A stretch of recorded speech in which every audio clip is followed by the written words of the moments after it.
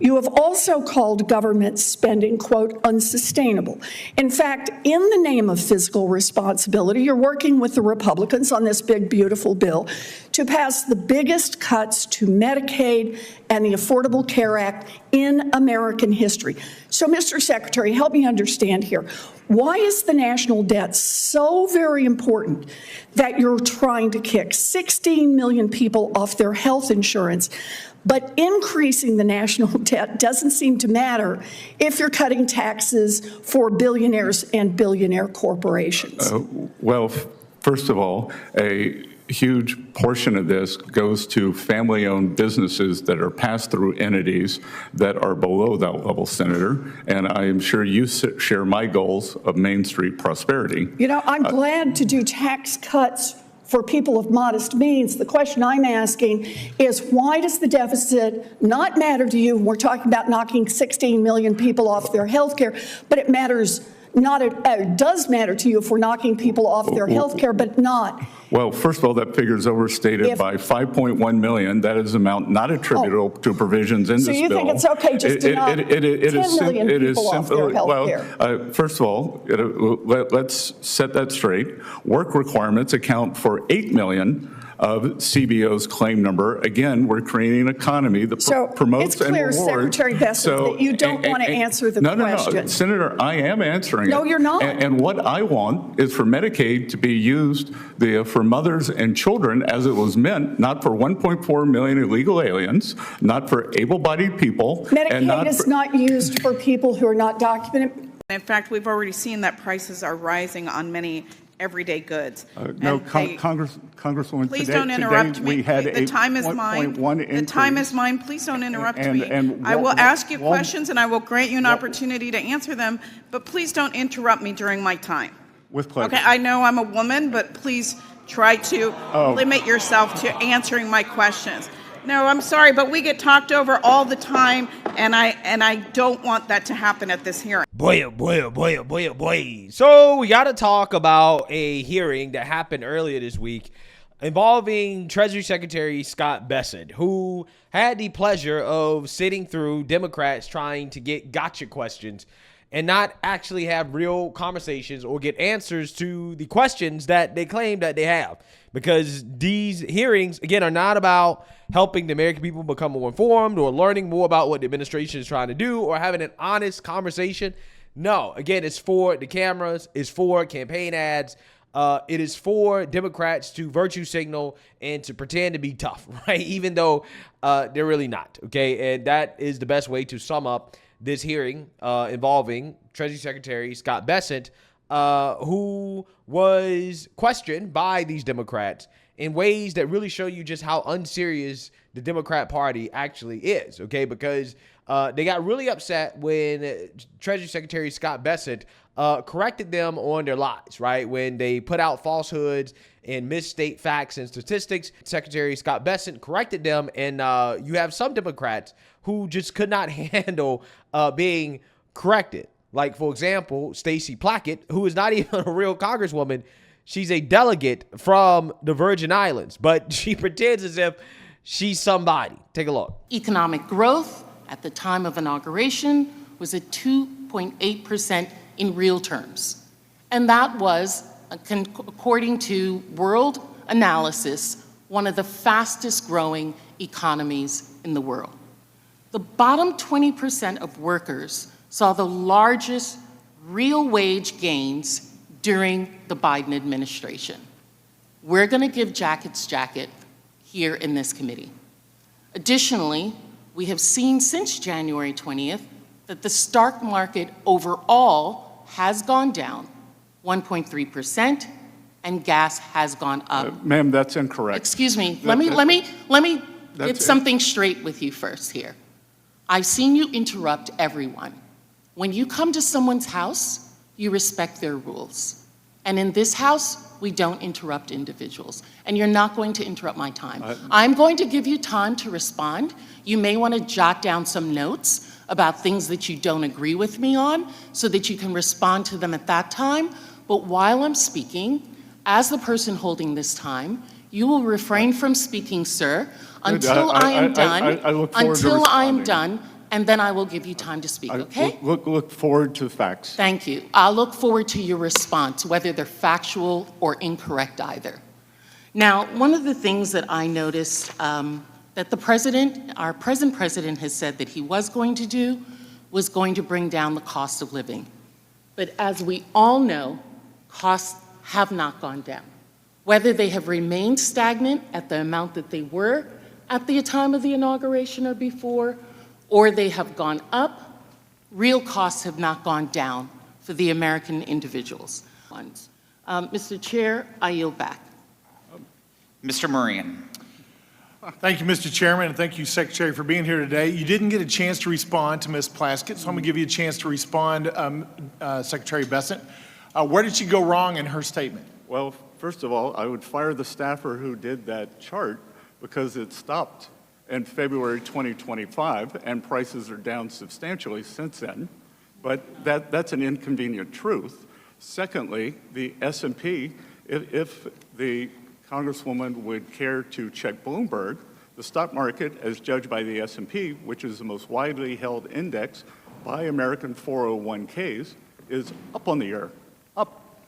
It is up month by month. No. Excuse me, ma'am. It's my time. And we don't interrupt. Excuse me, we don't interrupt is what I was learned. Since January 1st, it is my business for 40 years to know what the stock market does, and it is up on the year. So, thank you for that clarification, Secretary. Yeah, so you see that, you heard that, okay? This woman certainly is not representing herself well. She's not representing her constituents well with her attitude, the way that she treated Scott Bessent. And she got a whole lot of backlash for the way that she handled this hearing, okay? Like, for example, this person responded to a video of her at the hearing and said, "Do all of these twats have their PMS cycle synced? Someone needs to ship a case of Midol to the Capitol this afternoon." And then she responded, she said, "Excuse you, this twat, C-word, poom poom, whatever you want to call it, represents an organ that gives life and is," I guess she's trying to spell resilient, right? That's what it sounds like to me. That's what it looks like to me. So thanks for the compliment. I can take one interruption, but Bessent was out of control. And I know I look good for my age, but baby, I'm postmenopausal and it still works. Wow. Cherry emoji and a water droplet.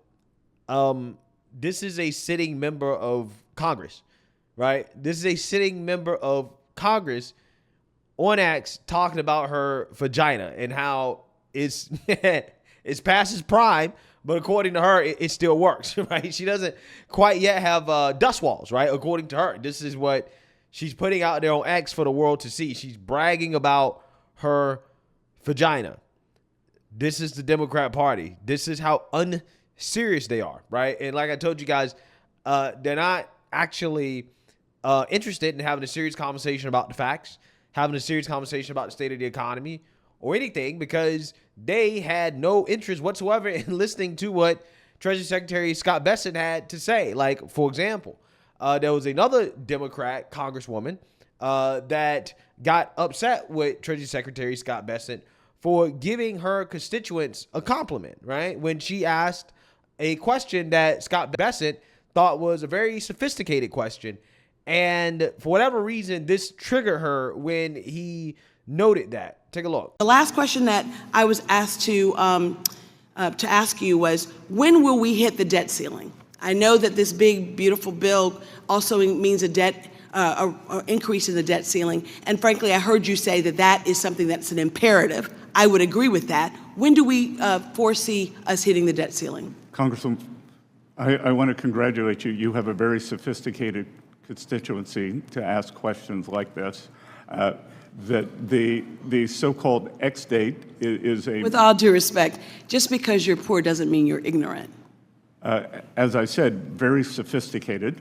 Yeah. It was so can you answer the question? I'm in the habit of I'd like to know whether or not... I'm in the habit of saying thank you to compliments.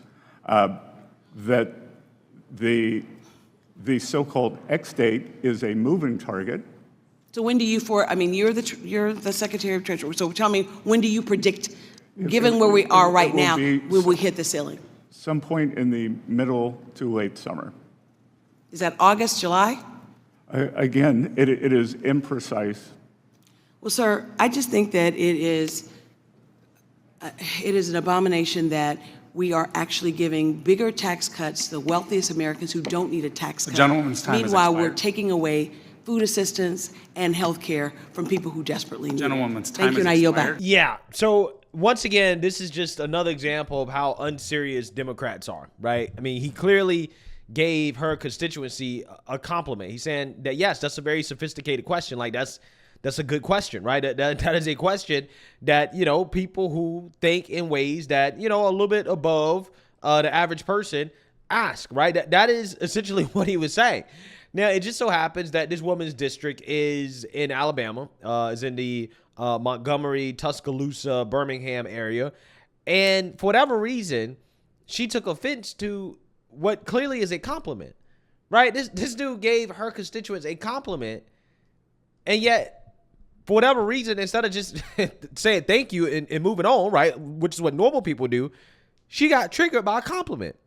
Which, again, it really tells you everything you need to know about how unserious Democrats are when it comes to these hearings. That these hearings aren't really about getting real answers or having real conversations. Like, there's nothing honest about what Democrats are doing, right? It's all about getting gotchas and trying to pretend to be super mad, right? Just so that they can go back to their constituents and say, listen, look at me grilling the Trump administration, right? When it doesn't really have to be that adversarial, right? It doesn't have to be like that, okay?